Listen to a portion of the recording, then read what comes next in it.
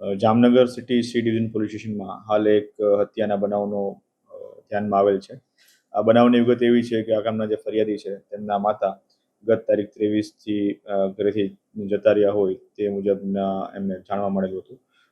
ત્યારબાદ એમને એવી વાત જાણવા મળેલી છે કે એ એમના નજીકમાં જે રહેતા વ્યક્તિ જે આ કામના આરોપી છે જેનું નામ છે વિજય વિઠ્ઠલભાઈ ઓડિચ, તેની સાથે એમના આડા સંબંધના કારણે કોઈ પૈસાની માંગણીના ધ્યાનને આવતા આરોપી વિજય વિઠ્ઠલભાઈ ઓડિસ દ્વારા આ કામના જે મરણ જનાર છે એ મહિલાને ગળું દબાવી અને ગળાને ફાંસો આપી એ દરમિયાન કરી અને એનું મૃત્યુ નિપજાવેલું છે.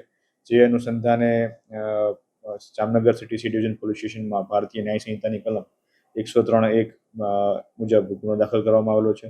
અને જે આ કામના આરોપી છે વિજય ઓડિચ, એને હાલ હસ્તગત કરી અને આગળની તપાસની કાર્યવાહી ચાલુ કરવામાં આવેલી છે.